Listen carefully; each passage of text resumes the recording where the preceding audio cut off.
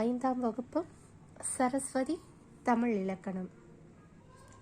பக்கம் 50 50 பக்கம். சரியான சொற்களை தேர்ந்தெடுத்து எழுதுக. இங்கே சில ஆப்ஷன்ஸ்லாம் கொடுத்துருக்காங்க. அதை இங்கே கொடுத்துருக்காங்க இல்லையா, ஃபிலிப்ஸ் மாதிரி கோடிட்ட இடங்களை நிரப்புகளை எது உங்களுக்கு இது பொருந்ததோ இதை படித்து பார்த்து எடுக்கணும். டேஷ் வீட்டுக்கு வந்தேன்னு இருக்குது. வந்தேன்னா நம்மளை சொல்கிற மாதிரி. அப்போது நான் இங்கே சிற்பி வந்தேன் வராது, சிற்பி வந்தார் அந்த மாதிரி வரலாம். பாடம் வராது, நான் வரும். நான் வீட்டுக்கு வந்தேன்.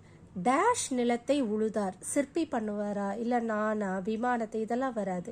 யார் உழுவார் நிலத்தை? உழவர் தான் பண்ணுவாங்க. அதனால இங்கே உழவர் இருக்கு இல்லையா, அந்த உழவர் நிலத்தை உழுதார். டேஷ் சிலையை செதுக்கினார். சிலையை செதுக்கிறது சிற்பி தான் செதுக்குவாங்க. இங்கே ஆப்ஷன்ஸில் என்ன இருக்குது? சிற்பி இருக்குது. சிற்பி சிலையை செதுக்கினார்.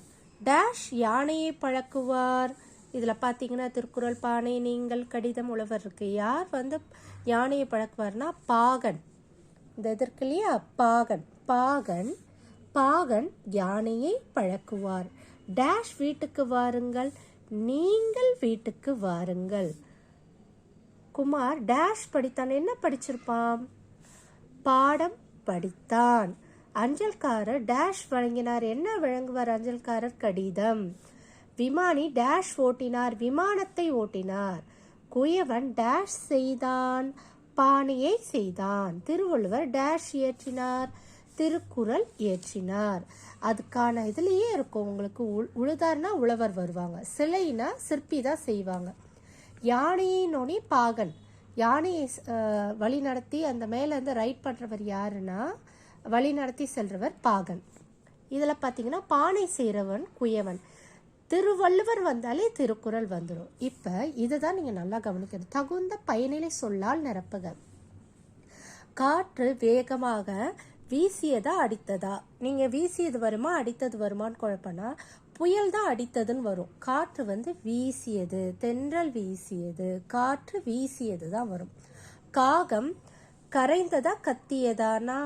நாய் கூட குறைத்ததுன்னு தான் வரும். ஓகேவா? அப்போ பூனை மியாவ் என்று கத்தியது வரும். காகம்க்கு என்ன வரும்? கரைந்தது. மீன்கள் குளத்தில் நீந்தின பாய்ந்தன. நம்ம தான் ஸ்விம்மிங் பூலில் ஜம்ப் பண்ணி அதுக்குள்ளே நீந்துவோமே தவிர மீன்கள் குளத்திலே தான் இருக்கும். அது நீந்தின, பாய்ந்தனன் வராது, நீந்தின. கனிமொழி பழரசம் குடித்தால் வராது, பருகினால். கொஞ்சம் கொஞ்சமாக குடித்தான் நம்ம தண்ணி குடிக்கிறோம் இல்லையா, குடிக்கிறது வேற, பருகினால் சிறிதாக பருகினால். சிறுவன் கதை புத்தகம் என்ன பண்ணா?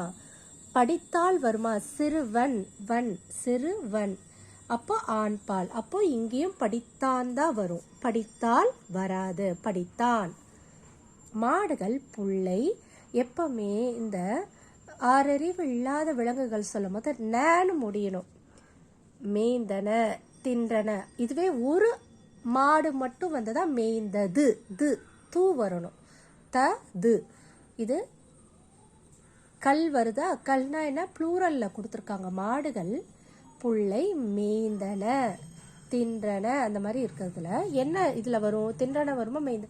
அது சின்ன அந்த வேகமாக தின்னாது. மாடுகள் என்ன பண்ணுன்னா அதில் அப்படியே மேய்ஞ்சிக்கிட்டே போகும்.